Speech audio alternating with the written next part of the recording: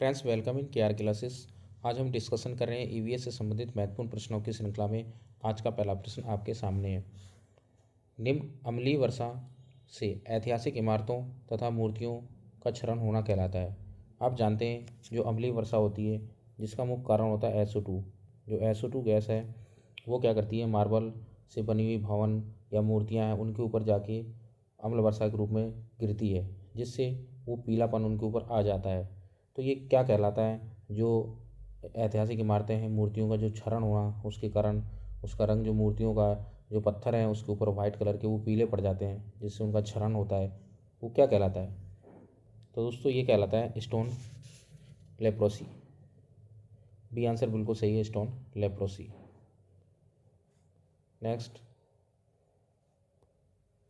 Minamata रोग प्रदूषण जनित रोग है जो परिणाम है। आपको ये बताना है कि जो मिनामाटा रोग है वो मुख्यतः क्या किस कारण होता है।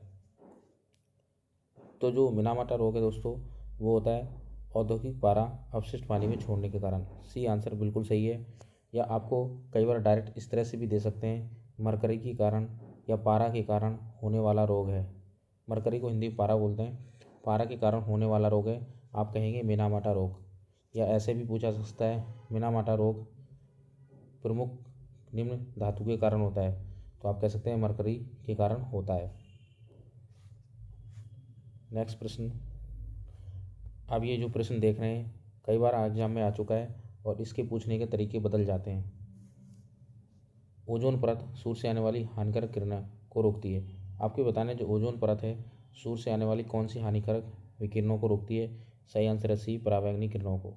या इसको इस प्रकार भी कह सकते हैं, पराबैंगनी किरणों को रोकने वाली कौन सी परत है। तो सही आंसर है ओजोन परत।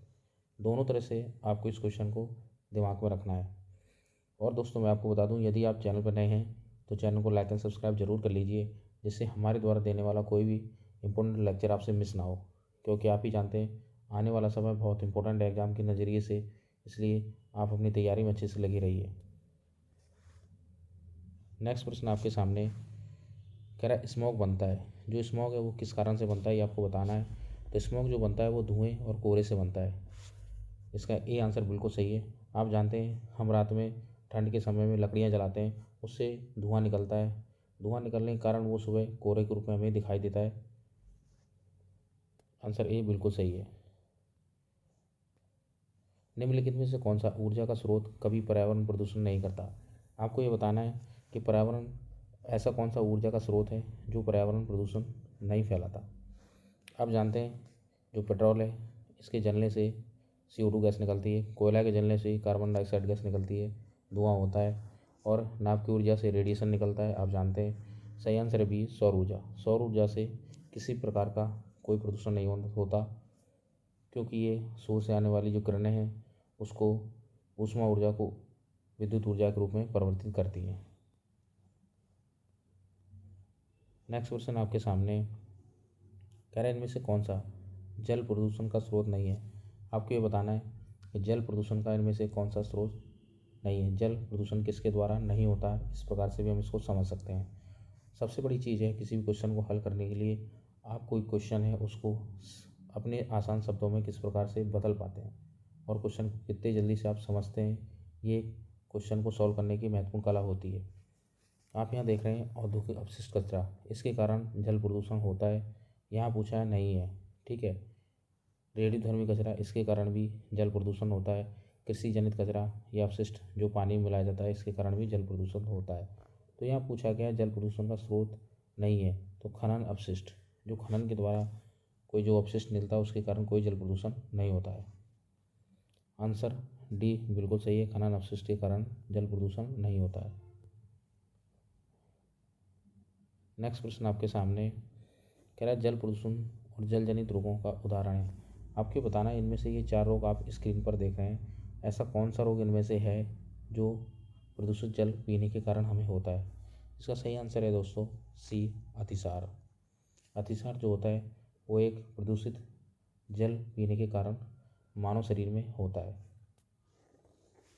नेक्स्ट क्वेश्चन आपके सामने, इनमें से कौन सी गैस हमें सूरज की घातक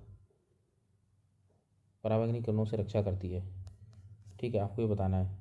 तो जो ओजोन जो गैस होती है वो क्या करती है, सूर्य से आने वाली हानिकारक परावैंगनी किरणों को रोकती है। सी आंसर बिल्कुल सही है, ओजोन। नेक्स्ट, कौन सी गैस ग्रीन हाउस इफेक्ट नहीं है? आपको ये बताना है इनमें से कौन सी ग्रीन हाउस गैस नहीं है। तो आप यहाँ देख रहे हैं, carbon dioxide green house gas होती है, मीथेन ग्रीन हाउस गैस होती है, नाइट्रस ऑक्साइड भी ग्रीन हाउस गैस होती है।